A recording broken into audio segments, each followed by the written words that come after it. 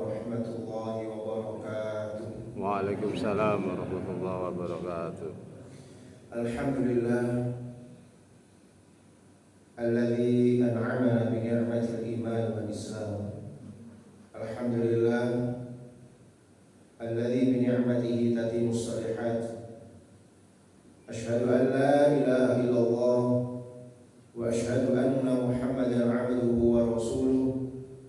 Allahumma salli wa sallim ala nabiyyina Muhammadin wa ala alihi wa sahbihi wa man tabi'ahum bi ihsanin ila yaumiddin. Allahumma inna nas'aluka 'ilman nafi'a wa na'udzu bika min 'ilmin la yanfa'.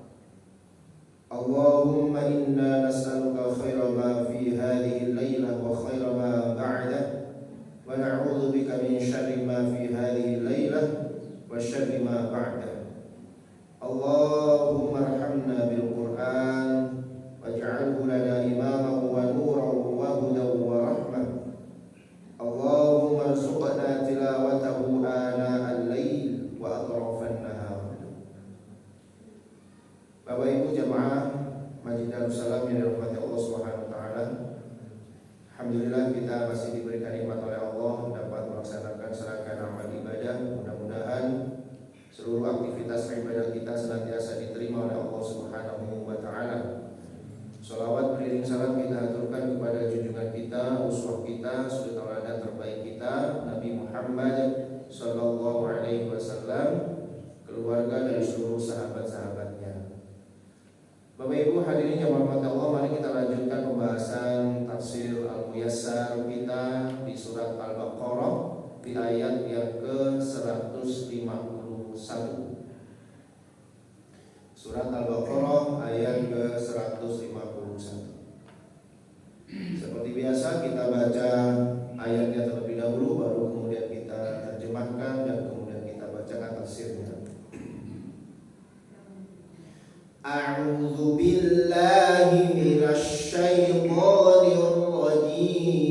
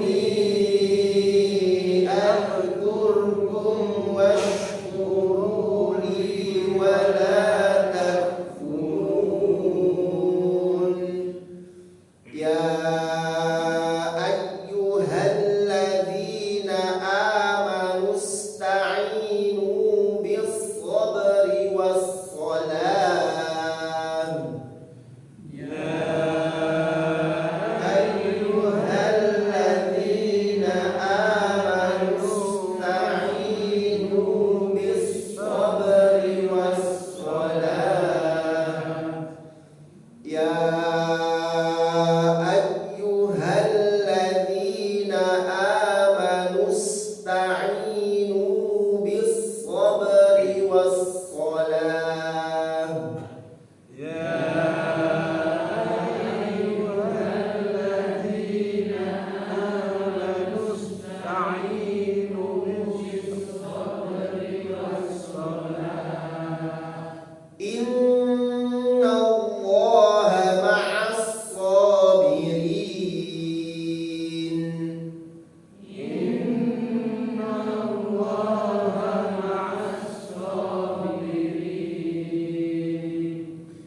Bismillahirrahmanirrahim. Kama arsalna, sebagaimana arsalna kami telah mengutus fikum kepada kalian rasulan, seorang rasul, seorang utusan minkum dari kalian sendiri.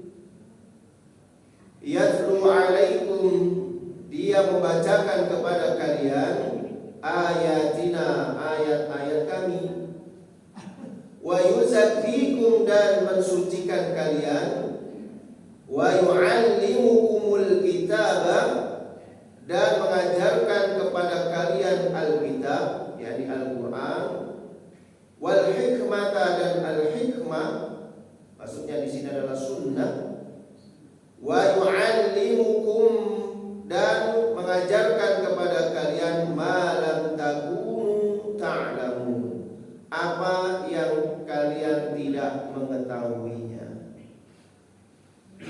Jadi hadirin yang dirahmati Allah Subhanahu wa taala, di dalam ayat ini ada tasbih, ada penyerupaan, penyamaan, bahwasanya Allah Subhanahu wa taala memberikan nikmat yang sangat besar kepada para sahabat pada saat itu, dan tentunya juga kepada kita semuanya, bahwasanya nikmat itu yang pertama adalah pemindahan arah kiblat.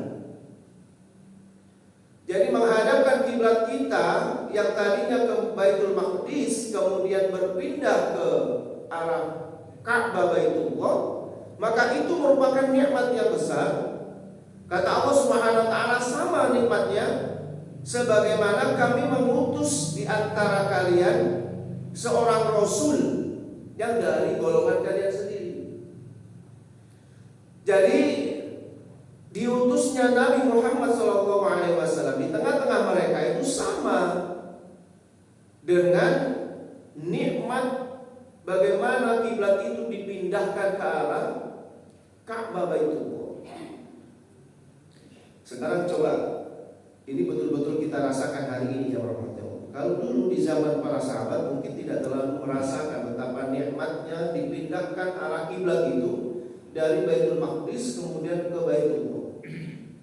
Tapi hari ini kita bisa merasakan betapa nikmatnya ini. Kita tidak bisa membayangkan kalau misalnya kiblat kita itu masih di Baitul Maqdis hari ini. Karena tanah suci di bumi ini, ya tanah suci di bumi ini ada 3 saja, yaitu di Madinah, di Mekah, dan di Palestina, di Masjidil Aqsa. Itu adalah tanah suci. Dan hanya di Palestina saja, di Masjidil Aqsa, yang sampai hari ini masih terjadi konflik. Coba bayangkan kalau misalnya arah kiblat itu tidak dipindah oleh Allah Subhanahu wa taala dari Baitul Maqdis ke Mekah. Tentunya kita tetap menghadap ke arah kiblat yang sampai hari ini masih terjadi peperangan. Dan tidak nyaman itu. Tentunya Masjidil Haram hari ini juga bentuknya tidak bulat seperti itu.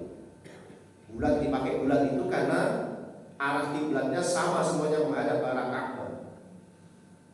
Kalau menghadapnya ke arah Masjidil Aqsa atau Masjid Baitul Maqdis, tentunya ya masjidnya sama dengan kayak kita di memanjang gitu kan, karena menghadap satu arah ke arah Baitul Maqdis, ke arah selatan. Maka itu adalah nikmat yang sangat besar bagi umat Islam dengan dipindahkannya arah kiblat itu ya dari Baitul Maqdis kemudian ke Baitullah. Sekaligus ini menyatakan bahwasanya agama kita merupakan agama wahyu, karena pemindahan arah kiblat itu merupakan wahyu dari Allah Subhanahu wa taala. Kemudian umat Islam diingatkan lagi, kama arsalna fikum, sebagaimana kami telah mengutus fikum di antara kalian, kepada kalian, rasulan, seorang rasul, yaitu Nabi Muhammad, minkum, dari golongan kalian sendiri. Jadi ini nikmat yang kedua ya rahmati Allah, di mana orang-orang Quraisy pada saat itu, orang-orang Arab itu diberikan satu kenikmatan yang sangat luar biasa, yaitu diutusnya Nabi akhir zaman, Nabi yang selama ini sangat ditunggu-tunggu oleh kaum Yahudi dan Nasrani, yang mereka berharap Nabi akhir zaman yang dia tunggu-tunggu, pamungkas, katakanlah seperti itu.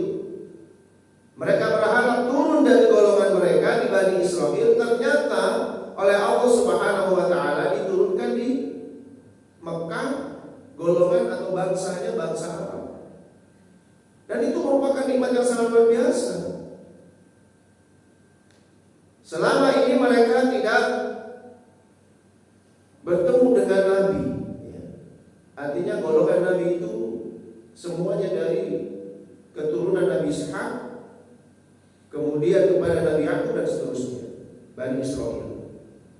Tapi Nabi yang pamungkas, Nabi yang di penghujung dan penutup para Nabi dan para Rasul, ternyata diturunkan di bangsa Arab. Dan ini merupakan nikmat yang sangat luar biasa. Jadi kalau seumpama pemenang gitu kan, ya bangsa Arab itu pemenangnya kan? Dia yang mendapatkan pialanya itu. Karena dia yang finish di situ. Rasul yang finish selesai, yaitu Nabi Muhammad SAW. Itu adalah nikmat yang sangat besar. Nabi Muhammad tidak diutus dari bangsa yang lainnya, tidak diutus dari suku yang lainnya, tapi suku di tengah-tengah mereka yang merupakan saudara dari mereka. Keturunan Bani Hashim yang merupakan saudara dari Bani Muthalib misalnya, yang satu klan dengan Quraisy. Itu merupakan satu nikmat yang sangat besar. Apalagi bahasa yang digunakan adalah bahasa mereka, bahasa Arab. Dan bahasa Arab kemudian dipilih oleh Allah Subhanahu wa taala dipakai untuk bahasa kitab suci. Wah, itu suatu kebanggaan yang sangat luar biasa. Seorang umpama misalnya Nabi Muhammad itu turun di tanah Jawa misalnya, wah tentunya itu sebuah kebanggaan tersendiri bagi kita. Ya. Tanah Jawa dipilih oleh Allah Subhanahu wa taala, dipercaya untuk mengawal nabinya dan menjadikan bahasanya menjadi bahasa dunia, bahkan bahasa akhirat misalnya, karena diturunkan Al-Quran dengan bahasa Jawa misalnya. Itu adalah sebuah kenikmatan yang sangat luar biasa. Itu merupakan kebanggaan yang sangat luar biasa, harusnya dimiliki oleh orang-orang Arab pada saat itu. Karena Nabi akhir zaman diturunkan di tengah-tengah mereka, bahasanya dipakai bahasa mereka. Yang fungsi daripada Nabi itu pertama, yatlu alaikum ayatina, membacakan kepada mereka ayat-ayat kami. Maka Rasulullah SAW itu membacakan ayat-ayat Allah kepada kaum muslimin, kepada para sahabat, kepada orang-orang kufar. Dibacakan ayat-ayat Allah, mereka yang mendapatkan hidayah kemudian masuk kepada Islam, mereka beriman kepada Allah. Tapi ada di antara mereka yang kemudian mengkufuri ayat-ayat Allah Subhanahu wa taala. Jadi tugas Nabi Muhammad menyampaikan saja, yatlu alaikum ayatina, membacakan kepada mereka ayat-ayat. Makanya bacaan itu nanti akhirnya bersanad sampai hari ini ya Allah. Ya, karena bacaannya langsung didikte oleh Rasulullah, dikoreksi oleh Rasulullah. Para sahabat begitu Rasulullah cara menyampaikannya itu dibacakan. Ya, dibacakan, kemudian sahabat membaca, diulang lagi, dibaca lagi, diulang lagi, sampai sahabat hafal itu. Dan sampai bacaan itu benar. Karena bahaya kalau bacanya kan sama dengan yang disampaikan oleh Rasulullah. Makanya kalau kita belajar tajwid, belajar tahsin, itu biasanya kepada guru yang bersanad sampai kepada Rasulullah sallallahu alaihi wasallam. Insyaallah bacaannya benar. Wa yuzakkikum. Rasulullah juga tugasnya adalah membersihkan kalian, mensucikan kalian. Nanti kita bahas apa yang dimaksud mensucikan itu. Wa yu'allimukumul kitaba, dan dia mengajarkan kepada kalian Quran, Alkitab. Jadi jamaah rahmati Allah, Rasulullah tidak hanya sekedar membacakan ayat-ayatnya, tetapi sekaligus Rasulullah mengajarkan kitab suci itu. Tidak hanya sekedar dibaca, tetapi juga diajarkan. Kita nggak bisa bayangkan Pak, kalau misalnya Rasulullah cukup membacakan saja, yang penting bacaan ini nyampe kepada sahabat sudah selesai. Mungkin hari ini kita keteteran untuk bisa memahami ayat-ayat Al-Quran ini. Untuknya Rasulullah SAW tidak hanya sekedar membacakan saja, tetapi Rasulullah juga mengajarkan Al-Quran. Wa yu'allimukumul kitaba, dan dia mengajarkan Al-Quran. Bagaimana kemudian Al-Quran itu betul-betul diterjemahkan oleh Rasulullah dalam kehidupan sehari-hari, sehingga para sahabat paham pada saat itu. Oh, maksudnya ayat ini.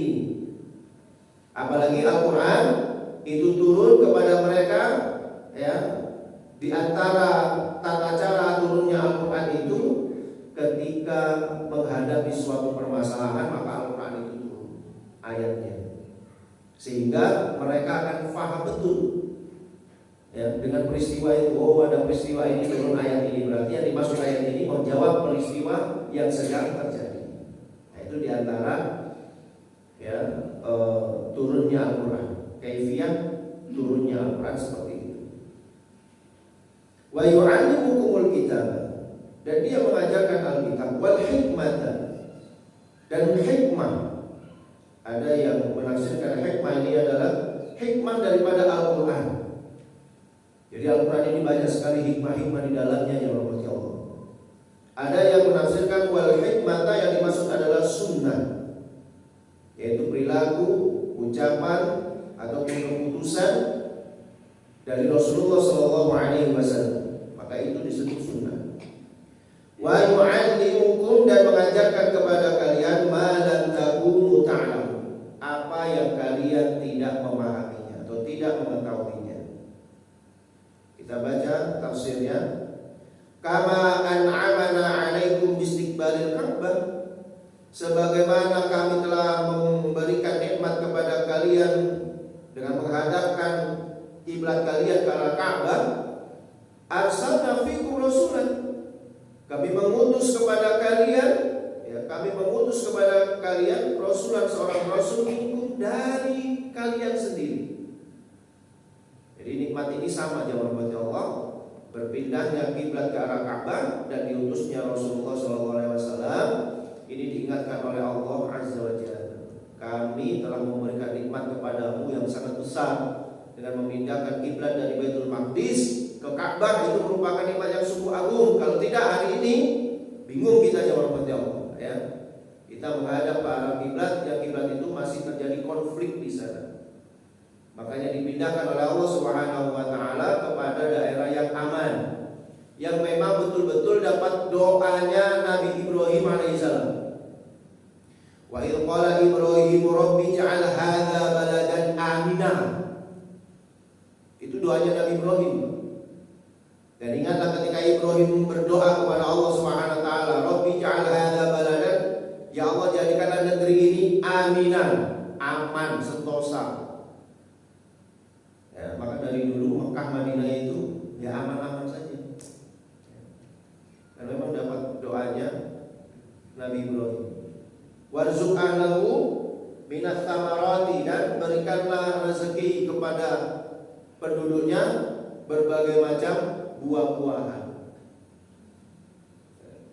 Walaupun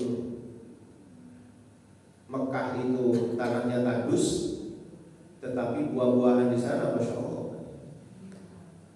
luar biasa, kualitasnya yang terbaik. Pisang itu pisang yang terbaik, bagus-bagus gitu ya, yang ada di sana, Insya Allah ya. Itu karena doanya Nabi Ibrahim. Jadi memang negeri yang didoakan oleh Nabi Ibrahim sebagai negeri yang aman, sentosa, yang dilimpahkan ya buah-buahan, walaupun tanahnya kering, mungkin kalau kita hidup di zaman Nabi Ibrahim, itu kita melihat Nabi Ibrahim itu kayak gimana, orang yang kurang waras begini. Masa tanahnya tandus gini minta kepada Allah supaya diberikan rezeki dari buah-buahan yang banyak sekali. Tapi itulah Nabi ya. Mereka memiliki nubuat karena mendapatkan wahyu dari Allah Subhanahu wa taala. Sehingga walaupun tanahnya tandus hari ini tidak bisa ditanamin pisang, nggak bisa ditanamin nanas, nggak bisa ditanamin jeruk misalnya, tapi buah-buahan itu ada di sana. Dan itu adalah nikmat yang besar yang diberikan Allah Subhanahu wa taala kepada orang yang beriman. Sebagaimana arsalna fikum rasulan minkum, sebagaimana kami juga mengutus di tengah-tengah kalian rasul dari bangsa kalian sendiri. Yatlu alaikum al-ayatil mubayyinati lil haqqi minal batil, yang membacakan kepada kalian ayat-ayat yang menjelaskan perkara yang hak dari yang batil. Jadi memang nama lain daripada Al-Quran itu adalah Al-Furqan ya. Membedakan antara yang hak dengan yang batil. Dan bahasa Al-Quran itu selalu tegas ya, bahasa Al-Quran itu tegas kalau berkaitan dengan yang hak dengan yang batil. Tidak ada bahasa Al-Quran itu yang abu-abu. Tegas mereka. Aqimus sholat, dirikan sholat, tegas. Wala tusyriku, dan jangan berbuat kesyirikan, jelas. Wala taqtulu anfusakum, jangan kalian bunuh diri, jelas sudah. Bahasanya pakai bahasa yang jelas supaya orang itu tidak terlalu banyak penafsiran ya. Supaya orang itu bisa langsung paham dengan perkara-perkara yang memang harus tegas. Tidak sebagaimana, mohon maaf ya, kadang-kadang motivator-motivator itu berkata kalau nanti jangan menggunakan kalimat jangan. Kalau menggunakan kalimat jangan itu biasanya justru akan dilaksanakan. Atau nanti dapat merusak kreativitas, macam-macam lah ya. Tapi kalau bahasa Al-Quran itu kan seperti itu aja. Bahasanya tegas supaya orang itu paham, oh ini boleh, ini nggak boleh, selesai sudah. Bukan kemudian dicarikan padanan katanya, sebaiknya tidak melakukan perbuatan syirik, mendingan perbuatan kelamaan. Ya. Kalau Allah Subhanahu wa taala bahasanya jelas, wala tusyriku, jangan berbuat syirik. Aqimis shalah, dirikan salat. Wa atuz zakah, bayar zakat. Bahasanya langsung aja. Tegas. Karena memang fungsi Al-Quran itu adalah membedakan antara yang hak dan yang batil, sehingga perintahnya tegas di situ. Kemudian wa yuqahhirukum, dan mensucikan kalian min danasi syirki wa su'il akhlak, dari kotoran syirik dan keburukan akhlak. Jadi sebenarnya yang merahmati Allah Subhanahu wa taala, permasalahan hidup manusia ini terletak pada dua ini saja perkaranya. Rusaknya akidah dan rusaknya akhlak sudah. Moral dan keyakinan kepada Allah Subhanahu wa taala rusak, maka semuanya akan rusak. Bahkan Ibnu Rajab Al-Hambali di dalam kitab beliau Jami'ul Ulum wal Hikam, beliau mengatakan bahwa pangkal dari semua kerusakan, pangkal dari semua kemaksiatan yang ada di muka bumi ini adalah syirik. Jadi kalau sudah syirik, orang itu kalau sudah berbuat kesyirikan, kepada Allah Subhanahu wa taala sudah tidak percaya, bagaimana kemudian dia akan melakukan kebaikan-kebaikan? Maka pangkal dari kerusakan-kerusakan yang ada di muka bumi ini adalah diawali dari kesyirikan, diawali dari ketidakpercayaan kepada Allah Subhanahu wa taala, diawali dari penyimpangan-penyimpangan akidah. Itu seperti itu memang. Dan pada kenyataannya seperti itu. Padahal Allah Subhanahu wa taala sudah berjanji dalam surat Al-A'raf di ayat yang ke-96. Allah Subhanahu wa taala sudah berjanji, walau anna ahlal qura amanu wattaqau la fatahna alaihi barakatan minas sama'i wal ardh. Jika penduduk suatu negeri beriman semuanya bertakwa.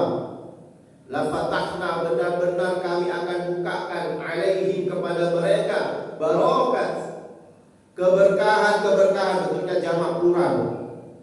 Keberkahan-keberkahan minas sama'i wal ardh, dari langit maupun dari bumi. Itu janji Allah Subhanahu wa taala. Kalau penduduk suatu negeri, penduduk suatu daerah, mereka ini beriman dan bertakwa kepada Allah, maka akan dibukakan keberkahan dari langit maupun dari buminya. Itu sudah janji Allah. Innallaha la yukhliful mi'ad. Allah tidak pernah berubah janjinya. Maka kalau Allah berjanji, Allah akan memberikan keberkahan bagi penduduk suatu daerah. Kalau mereka beriman dan bertakwa, maka Allah pasti akan menurunkan hal itu. Ini bisa kita perkecil ya. Para ulama itu juga begitu. Ahlul Qura itu bisa satu negara, bisa satu wilayah, bisa satu kampung, bisa satu daerah, atau mungkin juga bisa satu keluarga kita, jemaah rahmati Allah. Kalau keluarga kita hanya beriman bertakwa semuanya, barokah diturunkan oleh Allah.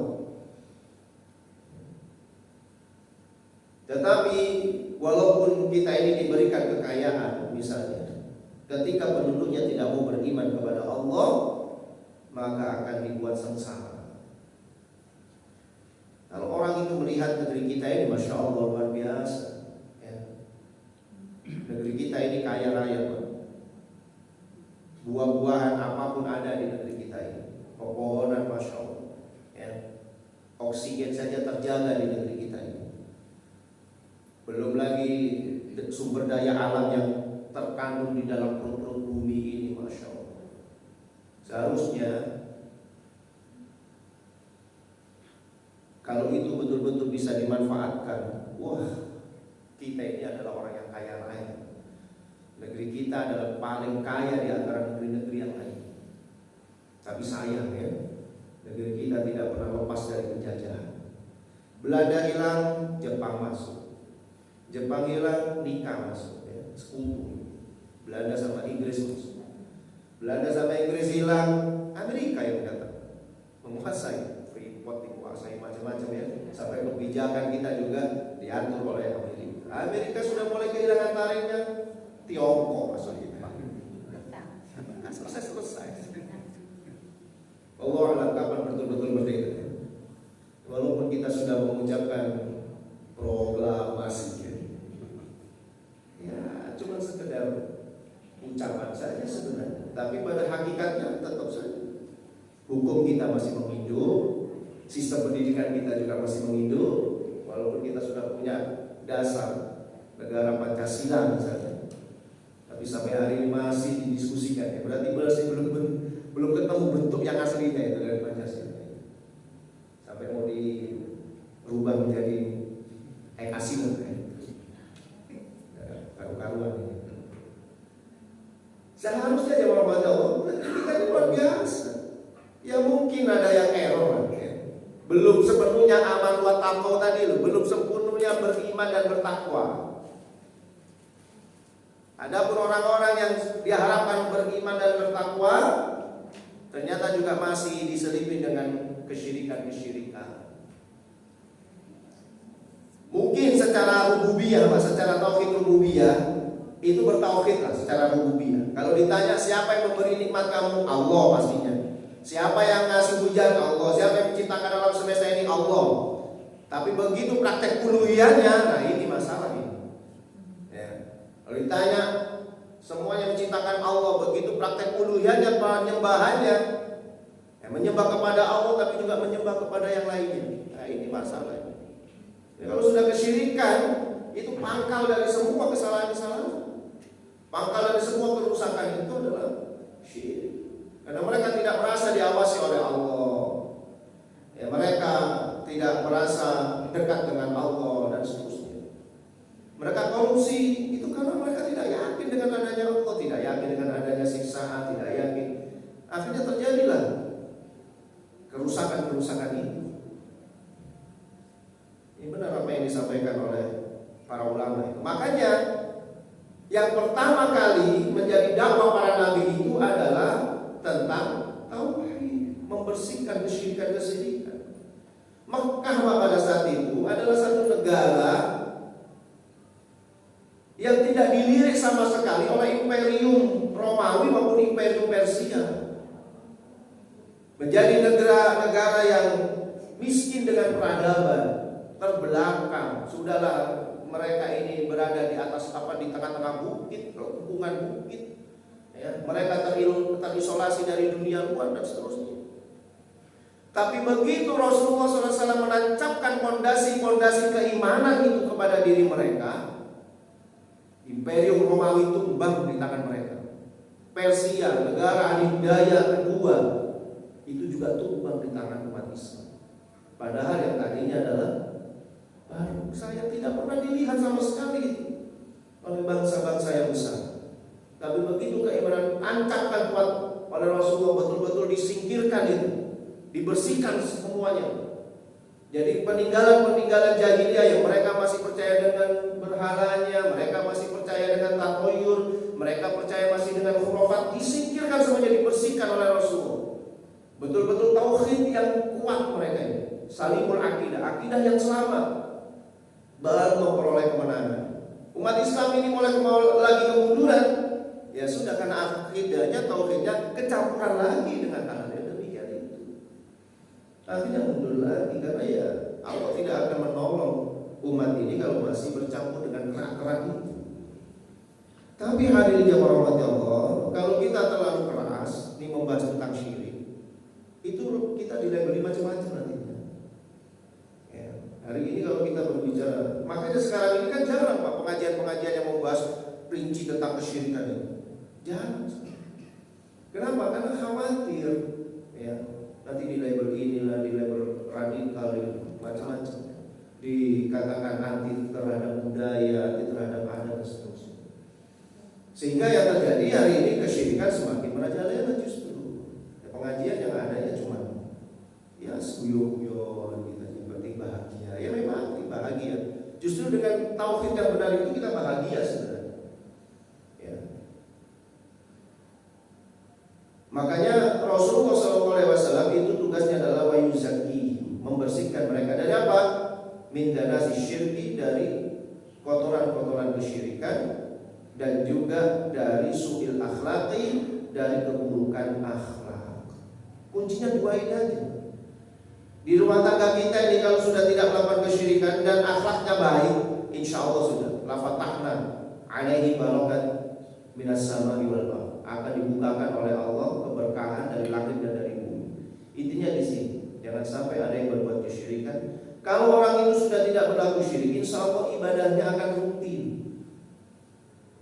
Makanya pendidikan yang pertama yang dilakukan oleh Luqmanul Hakim itu bukan perintah sholat, bukan ngajarin anaknya untuk berpuasa, bukan ngajarin anaknya untuk menutup auratnya, tapi pelajaran yang pertama yang diajarkan kepada anak-anak itu adalah penanaman tauhidnya.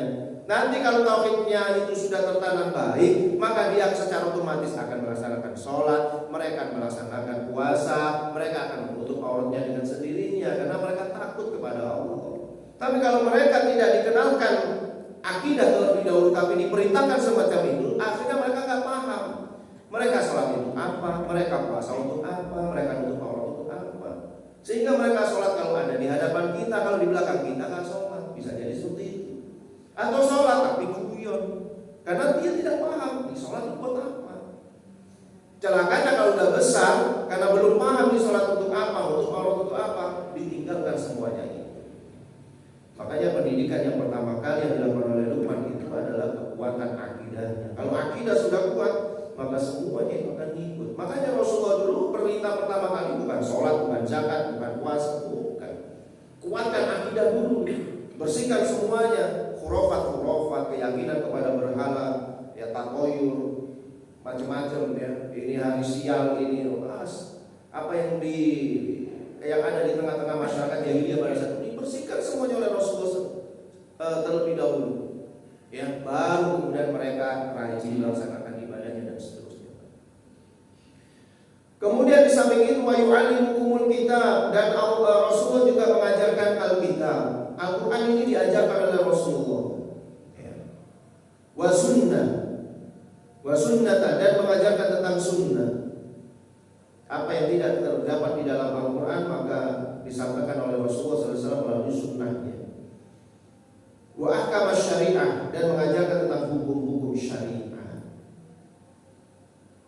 Ya, ini luar biasa itu. Rasulullah SAW yang katanya ummi, nggak bisa baca, nggak bisa tulis, tetapi beliau mengajarkan Al-Quran yang begitu hebatnya nih, khazanahnya. Al-Quran ini satu-satunya kitab yang tidak pernah habis dibahas. Kalau kita mau tanya, ada orang bertanya, yang pernah bertanya sama saya, Ustaz, kalau kita ini mau belajar tafsir, itu tafsir apa? Saya jawab, tafsir itu banyak sekali, Pak. Ya, kalau mau ditanya tafsir apa, banyak. Ya. Karena tafsir itu dibagi menjadi dua, ada tafsir bil ma'thur, ada tafsir bil ro'i. Ada tafsir yang berdasarkan asar sahabat, ayat ditafsirkan dengan ayat ditafsirkan dengan hadis, ayat ditafsirkan dengan pendapat para sahabat, itu namanya tafsir bil ma'thur. Ada tafsir bil ro'i yang pemahaman dari penulisnya sendiri. Ada tafsir yang tematik, ya, membahas tentang ekonomi saja, membahas tentang matematika saja, membahas tentang kesehatan saja. Ada tafsir-tafsir seperti itu banyak. Dan luar biasa, Al-Quran bisa dibedah dari segala macam sisi dan gak pernah habis, gak pernah selesai. Hari ini masih ada lagi orang menulis tafsir lagi, ya. Padahal tafsir Ibnu Katsir sudah ada, tapi tafsir yang yang kholak, yang salaf, ya, yang lama-lama, yang klasik. Ada tafsir Ibnu Katsir, diawali dulu dengan tafsir At-Tabari, Al-Qurtubi, kemudian ada Al-Baghawi, macam-macam. Sekarang masih ada lagi. Ini tafsir yang saya bawa ini adalah kumpulan dari Kementerian Agama Saudi Arabia bersama dengan ulama-ulama mereka membuat tafsir Al-Muyassar, tafsir ringkas saja ini. Ya, di antara ulama mereka juga masih nulis lagi namanya tafsir As-Sa'di, Taisirul Kalam dan seterusnya, banyak. Dan itu tidak pernah habis gitu. Di Indonesia ada penulis tafsir juga, ya, Buya Hamka nulis tafsir, ya, dan seterusnya banyak sekali. Termasuk Quraisy juga nulis tafsir, banyak penulis, tidak pernah habis gitu. Padahal kan sudah ditulis tafsir dari dulu, tapi ditulis lagi, ternyata ada bahasan lagi, tidak pernah habis.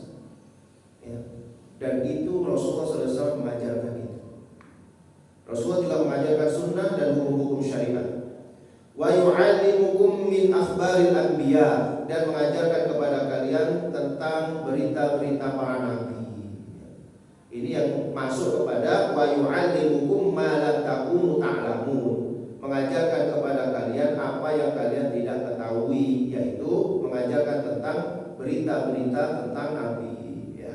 Akhirnya kita tahu misalnya Nabi Hud, kita tahu Nabi Nuh, dari mana? Dari Al-Qur'an. Ada semuanya di dalam Al-Quran, nabi-nabi yang memang disebutkan oleh Allah. Ada nabi-nabi yang tidak disebutkan oleh Allah, terkadang oleh Rasul disebutkan, tapi kadang juga tidak dijelaskan oleh Rasulullah, ya. Waqasasul umam, dan kisah-kisah para umat-umat as-sabiqah yang telah lalu, maupun tajhalunahu, yang kalian tidak mengetahuinya, ya. Di dalam Al-Quran jelas lengkap banyak, ya. Tidak hanya tentang hukum-hukum syariat, tapi Al-Quran juga mengajarkan kepada kita tentang berita-berita nabi-nabi zaman dahulu, juga umat-umat zaman dahulu. Itu supaya apa ini? Supaya kita mengambil hikmahnya tadi, mengambil ibroh, mengambil pelajaran. Kalau kita melakukan seperti ini contohnya sudah ada umat terdahulu seperti ini. Kalau hari ini, Pak, orang melakukan, mohon maaf, LGBT, itu sebenarnya sudah lama itu. Zaman Nabi Lut sudah ada. Bahkan sekarang ini variannya makin banyak, ya, benderanya semakin banyak hari ini. Kalau dulu benderanya pelangi aja, sekarang udah tambah, ada hitam, ada apa, ya, udah sampai bingung. Kemarin Microsoft membuat benderanya itu menjadi 40 warna. Kenapa? Karena semakin banyak penyimpangan-penyimpangan seperti itu, ya. Itu kalau saya sering sampaikan itu. Kalau kelompok-kelompok ini itu berkembang di Belanda sana, Pak, sampai disahkan undang-undang pernikahan sesama jenis, wajar, karena memang mayoritasnya bukan umat Islam, kan. Apalagi kalau di Thailand. Kalau di Thailand itu jenis kelamin itu banyak sekali, ya, bukan cuma laki-laki, perempuan udah banyak, boygirl, apa gelboy atau macam-macam lah. Itu udah banyak sekali di Thailand. Ini wajar kalau memang mayoritasnya bukan umat Islam kan. Kalau di Eropa, di Jerman misalnya berkembang pesat, ya wajar. Amerika. Yang aneh itu di Indonesia. Yang umat Islamnya masih banyak ulama juga. Begitu pesatnya perkembangan ini, bahkan sudah mulai didorong-dorong ini di Dewan sana supaya disahkan juga pernikahan sesama jenis di Indonesia ini karena khawatir melanggar HAM dan seterusnya. Kalau sampai goal ini mana integritas bangsa Indonesia? Masya Allah ya. Jadi di dalam Al-Quran itu kita sudah diberitahu kelompok-kelompok seperti ini memang sudah pernah ada di zamannya Nabi Lut, dan Allah mengirimkan azab yang sangat luar biasa kepada mereka. Ya, kalau itu kemudian kita dilakukan oleh orang-orang zaman sekarang, itu bisa diazab oleh Allah Subhanahu wa Ta'ala, dan azabnya akan semakin pedih nantinya. Kemudian hadirin yang dirahmati Allah Subhanahu wa Ta'ala, setelah Allah menyebutkan nikmat diturunkannya Rasulullah SAW yang fungsinya tadi itu banyak sekali, membacakan ayat-ayatnya, mensucikan mereka dari kotoran syirik, mengajarkan kitab, mengajarkan sunnah, mengajarkan cerita-cerita para nabi, mengambil pelajaran dan seterusnya, maka perintah selanjutnya adalah fadhkuruni, maka sebutlah aku, ingatlah aku, azkurkum, maka aku akan mengingatmu. Jadi semakin banyak kita berzikir kepada Allah Subhanahu wa Ta'ala, maka Allah semakin ingat kepada kita. Kalau kita ini berzikir mengingat Allah dalam keadaan senang, maka Allah akan mengingat kita juga dalam keadaan yang sempit. Jadi jangan cuma waktu ada masalah saja kita datang kepada Allah ya. Dalam kondisi lapang seperti ini kita juga harusnya menyebut nama Allah. Washkuruli, dan bersyukurlah kepada aku, wala takfurun, dan janganlah kalian itu kufur, jangan mengkufuri nikmat Allah Subhanahu wa Ta'ala. Amara Ta'ala al-mu'minina bi dzikrihi, ya Allah Subhanahu wa Ta'ala memerintahkan kepada orang-orang beriman supaya menyebutnya, mengingatnya. Wa wa'ada 'alaihi afdhalal jazai, dan Allah berjanji kepada mereka akan diberikan balasan yang utama, yang afdal. Kalau orang itu mau berzikir, mau mengingat Allah Subhanahu wa Ta'ala dalam kehidupan sehari-harinya, dan ini merupakan ciri-ciri orang yang ulul albab. Ulul albab itu orang yang dalam sekali pemikirannya, ya, dalam sekali pemikirannya, pemahamannya. Itu disebutkan oleh Allah dalam surat Al-Imran itu, alladzina yadhkuruna Allaha qiyaman wa qu'udan wa 'ala junubihim, yang dia berzikir mengingat Allah baik dalam keadaan berdiri, duduk maupun dalam berbaring. Pokoknya kulla ahyani, setiap keadaannya dia senantiasa berzikir mengingat Allah Subhanahu wa Ta'ala. Berzikir tidak hanya sekedar ucapan saja, tapi hatinya, pikirannya, semuanya mengingat Allah Subhanahu wa Ta'ala. Maka Allah akan memberikan janji, akan diberikan balasan yang terbaik. Wa huwa at-thana'u fil mala'il a'la, dan Allah akan menyebut-nyebutnya, memuji-mujinya di tempat yang tinggi di sisi Allah Subhanahu wa Ta'ala, ala man dzakarahu, kepada orang-orang yang mengingatnya. Wa khusuni, dan mengkhususkan kepadaku, ayyuhal mu'minun, bisyukri qaulan wa amalan, bersyukur kepada Allah Subhanahu wa Ta'ala secara lisan maupun secara amal. Wala tajhadu ni'ami 'alaikum, dan janganlah memberontak ya, janganlah mencegah nikmatku atas kalian, jangan mengkufuri nikmatku atas kalian. Jadi ini perintah daripada Allah Subhanahu wa Ta'ala. Ketika kita sudah diberikan nikmat, maka balasan nikmat itu kepada kita adalah kita diperintahkan untuk berzikir mengingat Allah Subhanahu wa Ta'ala. Yang kedua, bersyukur atas semua nikmat Allah, jangan pernah mengkufuri sedikit pun dari nikmat Allah Subhanahu wa Ta'ala. Bahkan kalau orang itu bersyukur kepada Allah, Allah akan menambahi nikmatnya. Demikian hadirin yang dirahmati Allah yang bisa kita pelajari di surat Al-Baqarah ayat 151-152. Mudah-mudahan bermanfaat bagi kita semuanya, dan mudah-mudahan kita senantiasa dijadikan Allah Subhanahu wa Ta'ala sebagai orang-orang yang senantiasa mengingatnya dan senantiasa bersyukur atas segala nikmat dan karunia-Nya. Amin ya rabbal alamin. Subhanallahi